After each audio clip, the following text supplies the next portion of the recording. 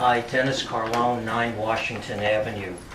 Bob Simha, as I mentioned, had to leave and we chatted a little bit, so these comments are a combination. But Bob's principal comment, which I totally agree with, is we're making a decision about a street that isn't designed and will be, at best, it sounds like, phased in. Now, DPW did meet with community development. We know there's an effort going on, and it just seems to me that, and I'm speaking as a councillor here, the city has to move on New Street. And if it means taking parking spaces from commercial properties, public safety is at hand here, and there's no question that that's essential.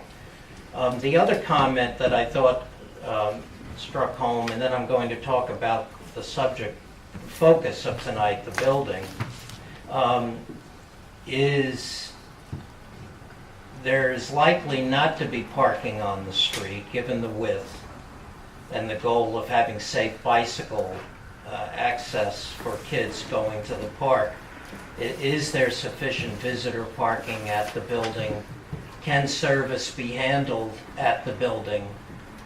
Moving trucks and whatever, and I think that's an issue that hasn't been discussed as far as I know.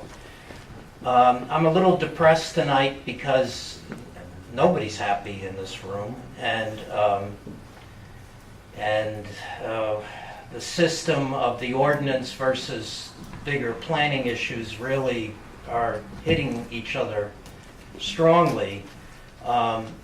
And maybe that means that the ordinance and issues within the ordinance do have to be modified, but that's the purpose of the master plan discussion. So at least that will be happening. I have to say, in all honesty, that the building has been improved. And I have to say that because we met with some of the development team, we talked about issues, and they've made improvements. Nevertheless, and I think this is something that could be was involved in East Cambridge in the design review, and perhaps is in future design review, the notion of using the thinnest materials imaginable, where the finish is largely based on paint, scares the heck out of me. In a single house, all right, you have a strange house and it has a strange color on a block. But when a building is 450 feet long and Jim Payette is not in charge of it in the future, 10 years down the track, and maybe the owners aren't in charge, what does that building become? Now maybe it's a condo eventually and the colors will be integrated, but there's something about materials that have a depth and are more than 3/4 of an inch deep and have some richness to them, inherent richness, which isn't painted on. I think that's a bigger issue. I think the way the materials have been handled here, I have to give the development team more credit than has been focused on, but there is a real issue there in the city. How much concrete clapboard do we really want? Is that the new Cambridge? And my answer to that is no, it's not, and shouldn't be. The notion of the roof terrace was brought up. I think everybody in this room, although they didn't focus on it, would say absolutely it adds to the interest of the building. And architecturally, I'm a nut about silhouettes, and given that people are going to be in the park and seeing that, I think that is key, and I hope in some way you can say you view that, even though it might require a variance. Is that allowed through the special permit? I don't know, but if not, I hope you will support it. But the other issue is, and I think it was pretty well handled here, is the notion of modular grid buildings, where everything is rectilinear on a street that actually curves. And on a 450-foot building, one would hope that at least the end pavilions of the building would be parallel to the curb. Now here it's relatively minor, but on other sites it won't be. And I think that's something to think about. How do buildings relate to the street line? This isn't a suburban location, it's an urban location. And finally, I was very happy that DPW and Community Development saw the efforts on redesigning the street to get street trees.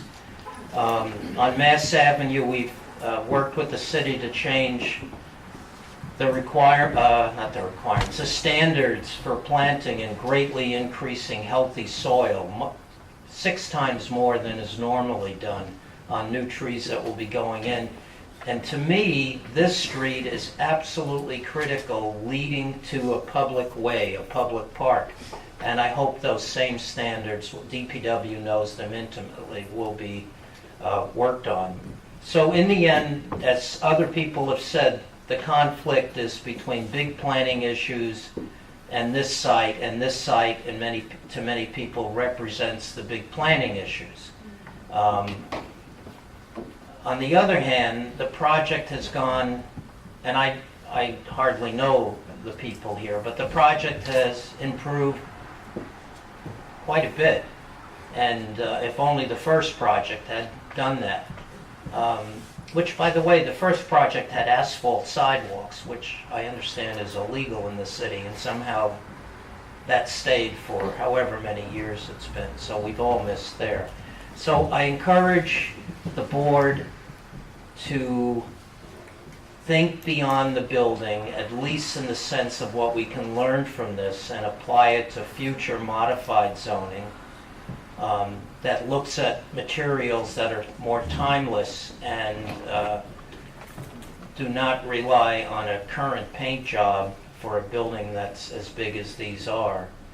And I think the whole notion of a public way is what the planning board is about. What is the perception from the public domain? And I think we as the city, and I'm including the council as well as yourselves, needs to look at New Street or a street in the quadrangle that's changing, and we have to look at the big picture. And if it means using special bonding, so be it. But it's immoral to leave an unsafe street where children will be. Thank you.